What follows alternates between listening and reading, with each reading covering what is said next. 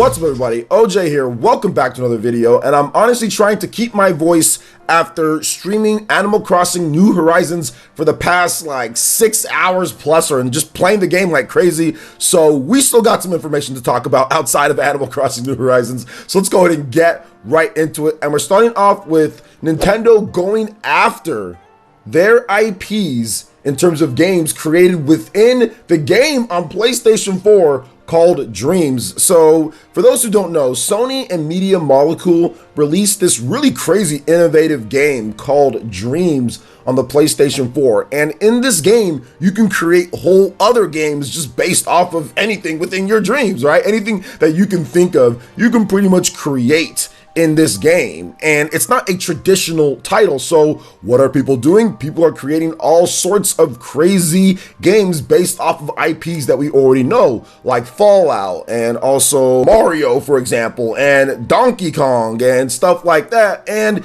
it does seem like Nintendo is not quite too happy about that, because there are these fully playable games that are using their IP. Now, it's okay if you just play those. I don't think Nintendo can go after the game itself in terms of just the game, so there's nothing they can do legally from that standpoint. But when it comes to actually taking these full Mario based games and playing them on Twitch or putting them on YouTube, yeah, Nintendo can go after those, and that's exactly what's starting to happen here. So Twitter user Piece of Craft says that his project, which featured Mario, was taken down because of a copyright strike. Now, in the email that he received, it was Nintendo who specifically mentioned that they are the ones who are taking down his creation that he put out on there. So that's very unfortunate, but at the same time, it makes sense just because it's Nintendo's IP. Like, who didn't see this coming? But like, you can't sit there and have, I guess Nintendo's thinking, you can't sit there and have full IPs like Mario platformers and stuff like that being played completely using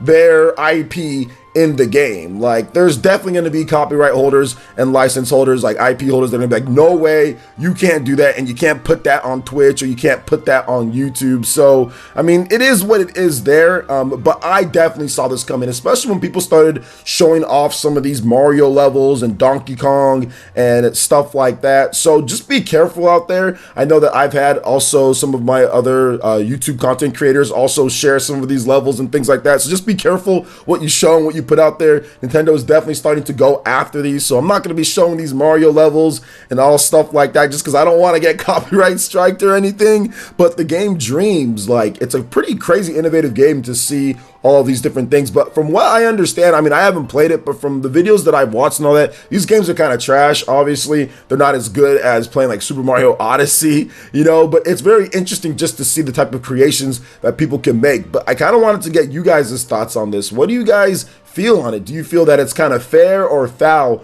on Nintendo's part to go after basically just somebody recreating a passion if they love Mario within Dreams? Do you think that it's a snowball effect to where, yeah, it doesn't seem like it's a big thing right now, but once you go down the line, like if it keeps on building steam, all of a sudden you got all these people that are dedicating all this time to making Mario games and making Donkey Kong or making Zelda or whatever the case is within that, and then it starts to overshadow the actual IP, but people start to think that, hey, this is actually what Nintendo is doing because people see that on the internet. And I think that's where pretty much most people will say, okay, yeah, that's the problem. Because if this starts to get like, oh my gosh, everyone's looking at this game within Dreams, and some people don't know that it's Dreams, they think that it's an actual official Nintendo game. They might think, oh, well, that looks like it sucks, or maybe that looks like it's stiff, or it's not very good, and then it can affect Nintendo's actual business. I'm thinking that's pretty much the biggest problem with this here, especially if some of these really blow up. So what do you guys think? What are you guys' thoughts on this? I'd love to hear what you guys have to say in the comment section below. All right, and moving on to the next topic here, guys. This is something that we covered before, but I wanted to get into Masahiro Sakurai's full comments on the CV and how it's affecting Super Smash Bros. Ultimate's DLC, because we did talk about that, the CV that's going around. It really is affecting everything within the gaming industry. We're seeing some games getting delayed. We're seeing physical shipments of those games being delayed, like Final Fantasy VII Remake, and also the Outer Worlds on the Nintendo Switch with physical shipments delay. We're seeing some companies sell stuff early. I mean, it really has affected affected everything. And this is no different when it comes to Nintendo with Super Smash Bros. Ultimate's DLC. And Sakurai did talk about that in a Famitsu column. So let's get into his full words that we do have here now. So restrictions are also being put on business travel. It's particularly difficult to meet with partners who are far away. For example, Nintendo is headquartered in Kyoto, right? In this regard, it's quite difficult for us to visit other companies. In my case, specifically, I was scheduled to give a presentation to a publisher on our plans for a certain new fighter. However, the key parties were not able to get together, so it's been postponed indefinitely. That's not something I could fix even if I could be in the office the whole time.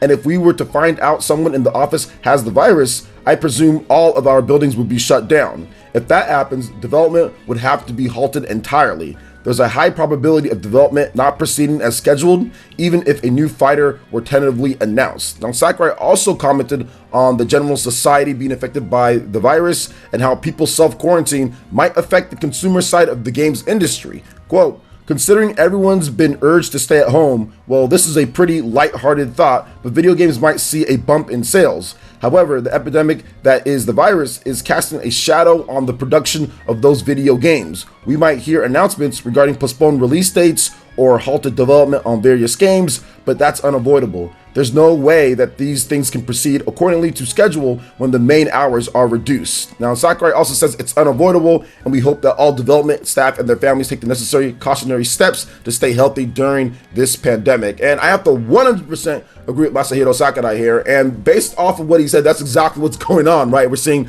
like I said, Final Fantasy Remake, and we're seeing other games pretty much get halted and delayed, and really, there's nothing anybody can do at this point. It's just something that's happening. It is what it is. All the precautions and everything in terms of when this started was not into play, right? Was not into play, and it spread faster than pretty much anybody could have thought, at least people that are, making the decisions here and there. So what can we do about it? Really nothing. I mean, we can just sit there, self-quarantine, just trying to make sure that you sanitize, kind of stay away from other people, and we just need to kind of ride this one out with this, and that's what Sakurai is saying here. But I do think that in terms of digital sales of games, he's absolutely right that games are definitely going to be affected more. I think more people are picking up Animal Crossing, more people are probably picking up Doom digital, and games on these digital storefronts, and sales are probably going up across various different games that are having sales on the eShop or PSN or Xbox Live. I know PSO2 just pretty much released another of its beta before they go live with everything. So people are definitely going to sit in, play some games, and kind of do what they need to do to get past this whole thing. And hopefully everyone who's affected can recover nicely, and we don't have any more in terms of this. And this can be wrapped up somewhat efficiently by the end of the year or so, once they start getting vaccines and everything. But to kind of go more on the point with the DLC being delayed, it seems like this was going to be a pretty cool character too. They were presenting something to a publisher, so it's man, it's right there. We probably would have heard about it, sometime in the next couple months or so. But it does seem like that will be delayed when it comes down to what that's going to be. But what do you guys think? Who do you guys think that character is? Is it Dante from Devil May Cry? I'm thinking that they went to Capcom, Dante from Devil May Cry. That's what I'm thinking, but I don't know. Who knows? Sora? Kingdom Hearts? Who knows? But anyway, what are you guys' best thoughts and guesses on here? What do you guys think about what Sakurai had to say? Let me know your thoughts in the comment section below. All right, and moving on to the final topic here. We've got the Famitsu sales from March 9th, 2020 to March 15th, 2020. Nintendo Switch once again dominates the competition despite there being all sorts of issues going on and Nintendo having supply issues. There's still some sales going down, and we also have a new game at the top here, Neo 2, debuting at 91,892 retail sales. So not bad for Neo 2 for the type of game that it is. So that was the highest selling game for the PlayStation 4. And the original Neo back in February 2017 actually debuted at 75,000 sales. So a nice bump up from the original one. So the franchise definitely got more popular in terms of its original debut. Also new games this week was My Hero 1's Justice, which debuted at 16,997 retail sales on the Switch. And also remember, guys, once again, with this whole CV thing, I think more digital sales are happening. And the PlayStation 4 version did not debut in the top 10, but it actually ended up getting somewhere in this line in the top 30. My Hero was there. Yeah, it was at number 13 with 5,137 units. So the Switch version did do a bit better there. Pretty much most of the games were Switch, and even if you look at the top 30, 25 of those 30 games are Nintendo Switch titles, which is just absolutely incredible if the Nintendo Switch is dominating this much out of the top 30 software. And even if you look at the console sales, sales. Once again, like I talked about it there, 57,274 units for the Nintendo Switch despite the supply constraints and all of that.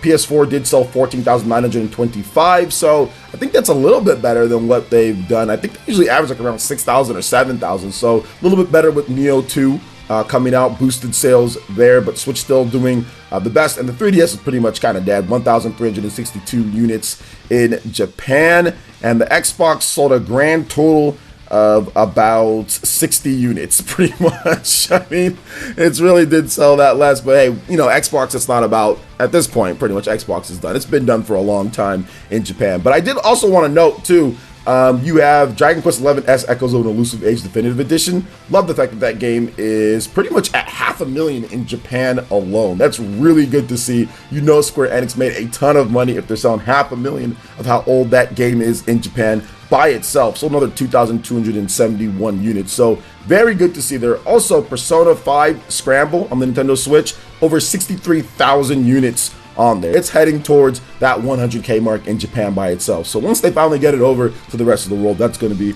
pretty good. So overall, pretty good sales when it comes down to it for all of the companies, particularly with Nintendo here. What are you guys' thoughts with the list? I will have the full list with games. It's pretty much the same usual suspects, guys. We've got Pokemon, we've got Mario Kart 8 Deluxe, Super Smash Bros., Ring Fit, Splatoon, Super Mario Party. Same stuff, you know, when it comes to the games, but I'll have the full list up for you guys. So what are you guys' thoughts on the Switch sales, on the new games and everything? Let me know in the comment section below. All right, guys, that wraps it up for this video here. Check out the link in the description. We've got Twitter. Go ahead and give us a follow. Stay up to date on all the latest gaming news and information. Also, make sure you like, comment, and subscribe, and share this video if you can. Thank you guys so much for watching, and we'll catch you for the next one. Peace.